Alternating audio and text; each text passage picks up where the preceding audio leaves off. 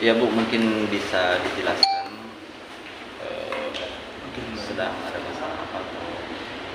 Kami ada masalah untuk pelaporan yang ada di Kalteng dan ada di Bareskrim Jakarta.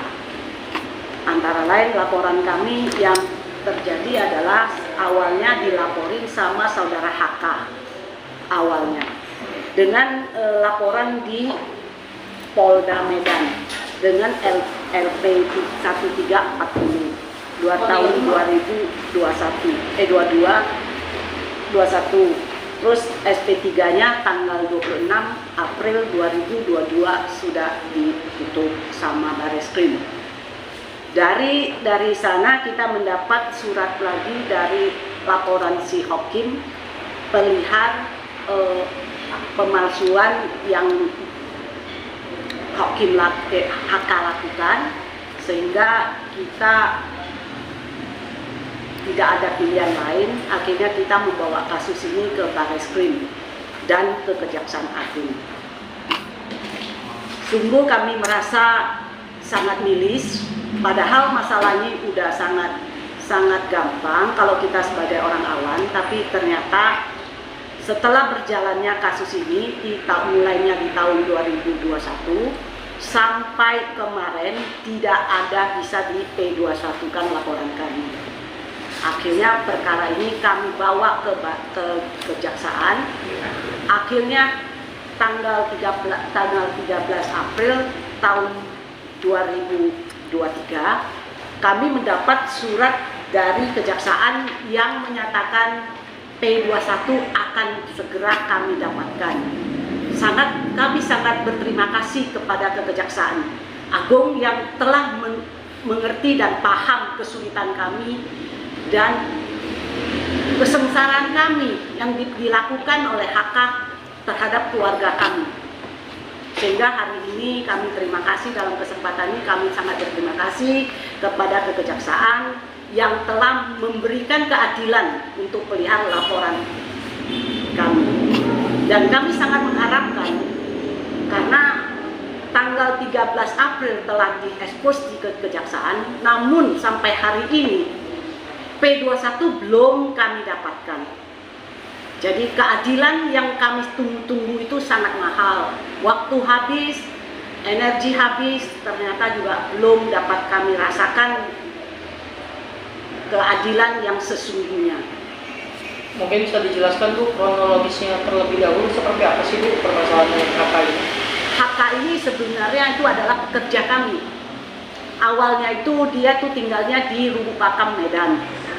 Tapi karena kehidupan di sana itu sudah tidak nyaman, akhirnya kami sebagai saudara sepupu kami bawa ke Sampit untuk membantu dan kami jadikan orang kepercayaan.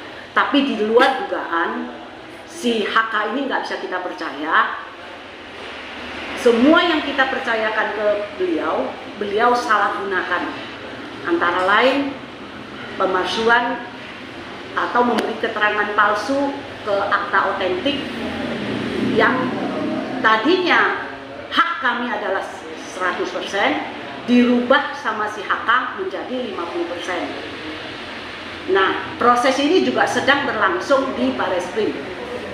Kami juga sangat mengharapkan keadilan yang sama bisa juga kita dapatkan dari Bareskrim, sehingga kita juga merasakan di era zamannya sekarang di negara Republik Indonesia ini masih kita mendapat keadilan yang sesungguhnya. Nah, kalau semua aparat berjalan dengan baik, keadilan pasti segera akan kita nikmati. Dalam kesempatan ini saya memohon kepada Bapak Kabareskrim sebagai ujung tombak dari segala laporan di seluruh Indonesia. Saya mohon dengan sesungguhnya, tolonglah kami Pak. Karena HK ini adalah orang hebat. Kalau kami sendiri yang melawan, kayaknya kami kewalahan, sangat kewalahan. Karena kami paham, Bapak memang seorang Bareskrim yang sangat sibuk. Tapi dalam kesempatan ini kami mohon dengan sangat, Pak Kabareskrim itu bisa membantu kami. Sehingga Di negara Republik Indonesia ini tidak ada yang punya hak eksklusif yang bisa membuat sesuka-sukanya terhadap perusahaan dan usaha kami. Berarti terkait apa Bu ya? Pemberian keterangan palsu terkait apa? Ada sebidang tanah kah atau apa gitu? Di dalam akte otentik yang kita maksudkan adalah akte di CV Perintah Indah yang sebelumnya si HK itu tidak ada apa-apa, mereka dia hanya sekedar sebagai karyawan. Tetapi tiba-tiba di tahun 2019 dia menyatakan dia punya hak 50%. Nah, dengan yang 50% inilah mulailah penderitaan kami. Dengan semena-mena dia menguasai segala-galanya. Termasuk dengan sekarang yang terjadi di Karteng adalah lahan kebun kami itu sudah diobok-obok, sudah dihancurkan sama si HK. Jadi hari ini ya kami masih belum mendapat keadilan yang sesungguhnya. Tapi Ibu megang akte asli ya? Maksudnya dalam konteks setiap CV itu pasti ada akte asli nih sebelum diubah itu kan? Iya. Bukti otentik itu juga masih dipegang atau seperti apa? Di tangannya si HK, di tangannya si HK. Karena kami sangat percaya HK, karena selama ini karena beliau adalah sepupu kami tidak sampai gimana pun kami tidak akan percaya kalau beliau berani melakukan hal-hal yang sangat licik seperti ini. Nah, pengalihannya itu maksudnya yang tadi Ibu bilang pengalihan dari 100 yang jadi 100% menjadi 50% itu sejak kapan? Tahun 2019. Dari tahun 2019. Nah, Bu. dari pihak maksudnya dari pihak itu sendiri mengetahui itu setelah dia sendiri yang kasih tahu ke karyawan. Dia buat rusuh di sana. Dia minta karyawan harus mulai hari ini terhitung tahun 2019 di bulan, kalau nggak salah di bulan Mei. Dia bilang kamu ini bukan di bulan Mei, di tahun 2000 lupa ingat saya 2021. Dia bilang ini semua punya dia.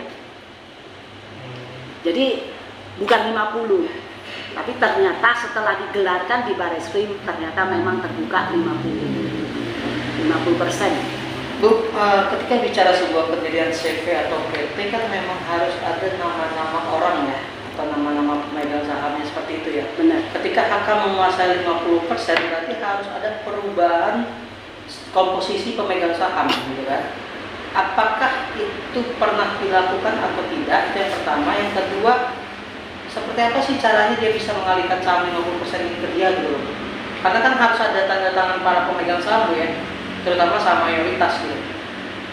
Karena yang dia rubah di dalam akte dari dari CV Perintah Indah, di dalam itu dia datangi notaris. Tanpa sepengetahuan kami dia datang ke notaris dan dia cerita bahwa ini saham sudah 50% punya dia.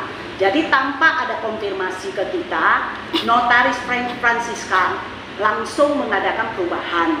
Nah itu juga kita tahu waktu digelar perkara di Bareskrim juga. Sehingga masalah ini kita komplain pada saat itu, makanya beliau pejabat yang mengadakan gelar, beliau bilang kamu orang ke SKT aja langsung dilaporkan masalah ini sehingga bisa lebih terang benderang kenapa si HK bisa merubah akte kami. Bu, apa ada RPS rapat pemegang saham? Iya. Kan biasanya setiap tahun kan ada tuh rapat pemegang saham untuk sebuah perusahaan, apalagi perusahaan besar seperti itu. Apakah sempat ada RPS dan kapan terakhir rapat pemegang saham itu digelar sebelum peristiwa ini mencuat? Gak pernah, karena ini CV Perintah Indah ini adalah milik Keluarga. Jadi milik 100% keluarga. Si HK hanya pekerja, tidak lebih. Artinya main belakang lewat notaris itu Iya, tadi langsung iya. menggelakkan. Dan Ibu tahu dari Bareskrim. Waktu itu justru karena masalahnya kan langsung ditanyain sama bapak yang menggelarkan. Kenapa Anda merubah akte ini? Kata si HK, aku suka-suka saya. Oh kalau gitu bukan negara hukum lagi dong. Berarti ada 2 laporan dalam satu kasus ini. Dalam satu kasus ini laporannya adalah terdahulu dia melaporkan kami penggelapan dalam jabatan. Karena dianggap saudara saya telah menggelapkan uang dia. Padahal itu uang-uang saudara kami. Nah, jadi terus waktu digelarkan ditanyain, kenapa kamu berubah? Katanya ini kan hak-hak saya, suka-sukanya saya.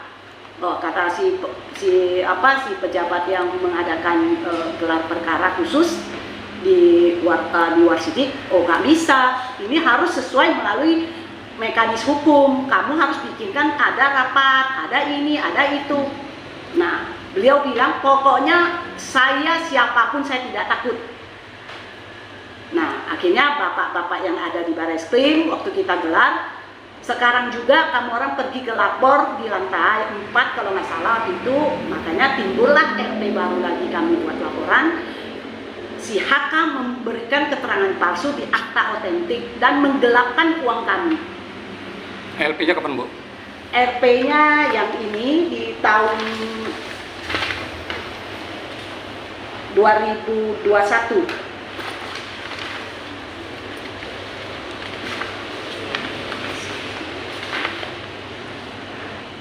Tahun 2021 kita buat RP di Barreskrim. Bu, berarti yang hanya dilaporkan hanya HK. HK berikut istrinya. HK berikut istrinya. Oke, tapi ketika kita bicara peralihan komposisi saham itu kan diketahui oleh notaris. Ya. Apakah itu juga turut melaporkan notaris tersebut atau tidak? Karena ada unsur notaris itu juga turut membantu. Nah, kita serahkan ke pihak berwajib karena kita juga nggak paham, karena kita bilang pada prinsipnya waktu saat digelar ditanyain sama pejabat di sana, tolong tunjukin uang setoran kamu yang 50% itu mana kwitansinya, diperlihatkan ke kami sehingga kami jelas. Kalau itu memang kamu sudah store uang ke perusahaan, otomatis memang kamu punya hak, namun saat itu HK nggak bisa menunjukin. Oke, dari tahun 2019 kan berarti pertama kali. Iya. Itu total kerugian karena kan ini jatuhnya diduga menggelapkan uang perusahaan gitu jatuhnya. Berarti kan karena dia mengalihkan beberapa persen saham dari perusahaan itu. Nah, itu dari tahun 2019 sampai saat ini sudah berapa kerugian? Termasuk yang tadi lahan 14 Kira-kira 70-an miliar ada deh. Ada. dan itu tidak tercatat dalam arti kata, namanya perusahaan kan pasti ada yang namanya catatan keuangan dan segala macam. Ada karena untuk pembagian lahan, kami kan punya lahan di Kalteng. Jadi dari tahun 2018, saudara saya yang ini tidak mendapat haknya lagi. Semua diambil sama si HK. Karena HK merasa dia dengan sendirinya memiliki 50% saham.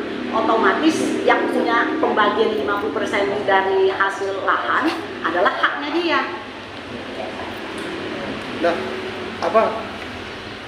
tadi Ibu bilang sudah ada surat untuk akan di P21-kan oleh Kejaksaan Agung. Sampai detik ini sudah ada kasasinya Bu di Polda. Kalau dari Polda kami sudah mendapat ini SP2HP-nya. Polda Pemawas. Bahwa akan ini sekarang mereka sudah tahap 1 di Kejaksaan tanggal 19 Mei 2023 ini. 2023. Cuman sampai saat ini masih belum kita dapatkan. Berarti intinya tuh belum realisasi ya Bu? Belum. dari Kejaksaan. Baru tahap 1. Iya, baru tahap 1. Karena dulu si HK pernah ditahan 60 hari di Polda Kalteng. Di Polda tidak dihadirkan ke Jakarta. Karena saat itu setelah dimasukin ke sel sama Polda Kalteng, ternyata kok si HK pergi kemana-mana, akhirnya dia bisa dikeluarkan di Polda Kalteng. Oh, notarisnya notaris mana Bu? Notaris Kalteng di samping, namanya Ibu Francisca. Dari pihak polisian menduga nggak bahwa pembaruan ketetapan CV-nya ini cacat karena tidak menghadirkan ini mungkin? Untuk perubahan saham, otomatis seperti yang kami dengerin waktu saat itu digelar di Barreskrim di ruangan Warsidik, bahwa memang benar ini lu udah salah, kata penyidik Warsidiknya. Karena tanpa persetujuan dari pemegang saham sebelumnya, kamu saudara HK tidak berhak merubah sepihak. Itu hukum. apapun kejadiannya ini Anda salah. Lalu kenapa kalau udah dinyatakan salah, kenapa nggak langsung ditahan? Nah itu kami juga tidak bertanya. semuanya kami juga nggak paham, karena yang kami tahu, kami berusaha sebisa kami sudah kemana-mana, ya kami cuma merasakan keadilan itu di tanggal 13 April ada surat dari kejaksaan bahwa akan segera di P21. Nah, sekarang harapan Ibu sendiri maksudnya dari Kejagung atau apa yang kejaksaan apa yang tinggi. Saya dengan kesempatan ini saya sangat mengharapkan aparat penegak hukum itu benar-benar melaksanakan apa yang menjadi dambaan kami masyarakat secara luas. Dan di samping dalam kesempatan ini saya juga minta tolong Pak Presiden. Saya tahu Pak Presiden itu seorang yang baik dan sangat sibuk dengan hal-hal untuk kepentingan negara kami. Namun kesempatan ini mohonlah kami untuk supaya keadilan segera kami dapat. mungkin bisa dibilang ya sebagai hak hukum setiap warga negara Ya. untuk mendapatkan keadilan setiap warga Untuk negara. hak kita sebagai warga negara dijamin negara. Tapi sekarang saya merasa hak itu segala-galanya. HK mengatur segala-galanya. Jadi yang tidak ada dijadikan ada, yang justru sesuai hukum tidak diindahkan atau tidak digubris. Karena saat kita mengadakan gelar perkara di Bareskrim, kami sangat-sangat excited atau kami sangat happy ya, karena keadilan telah datang kami rasakan. Tetapi ternyata tidak terwujud dengan jahatnya seorang oknum di Kejaksaan Tinggi Kalteng. Hal inilah yang membuat P21 ini tidak terrealisasi. Harapan Ibu berapa lama deadline waktu setelah melapor ke Kabar Eskrim? Kami sangat mengharapkan secepatnya. Karena kami sangat menderita, karena kami tidak bisa menikmati lahan yang kami beli dari uang-uangnya kami. Yang menikmati itu tuh adalah HK semua. Ibu bilang tadi ini kan perusahaan keluarga, berapa yang terlibat di dalamnya? Kami bersaudara, tapi bukan saudara kandung ya, saudara sepupu semua. Maksudnya pemegang saham inti ya Bu? Intinya itu kami ada dua dari saudara inti, yang duanya dari teman baik kita. Nah itulah yang kita buat merasa malu, karena keluarga kita yang berbuat. Karena teman ikut kita kan karena percaya kita. Nah nggak mungkin dong kalau kita itu punya niat jahat, kita mengajak orang luar merepotkan keluarga sendiri kan. Kalau gitu HK itu sekarang lagi udah belum ditahan ya? Kita tidak terpantau ya, karena dia orang hebat Pak HK ini, kemana-mana aja dia disanjung, di mana-mana aja. Kalau saya merasa ya, bukan saya seujon siapapun, karena cuma salah sekecil ini sertifikat hilang. Apakah sertifikat hilang kalau setiap orang berbuat pidana, besoknya saya melaporkan perdata? Berarti perdata itulah yang menjadi payung hukumnya, bukan pidana lagi. Apakah Indonesia ini seperti ini hukumnya berlaku? Karena saya nggak ngerti, saya sendiri pribadi udah nggak paham dengan apa yang telah terjadi sekarang. Kalau kasusnya berlalu Bu, ada rencana melaporkan ke Kadif Propam Bu? Saya akan melakukan hal itu juga. Kalau misalnya sampai berlarut-larut hal ini juga. Tapi karena kita lihat sekarang bukan karena kesalahan di pihak kepolisian. Pihak kepolisian telah menjalankan tugas dengan baik yang ada di kejaksaan. Berarti udah tingkat lebih lanjut ya Bu? Iya, karena kalau di Bareskrim dengan laporan-laporan yang kita adakan, beliau itulah telah membantu kami. Dalam kesempatan ini juga kami sangat berterima kasih ke Bapak Bareskrim yang telah dengan sungguh-sungguh mendengar kami masyarakat. Kami ini masyarakat nggak ngerti hukum itu kemana, tapi yang kami tahu semua uang yang ada di dalam perusahaan adalah milik kami. Sip. Terima kasih Bu. Terima kasih Bu.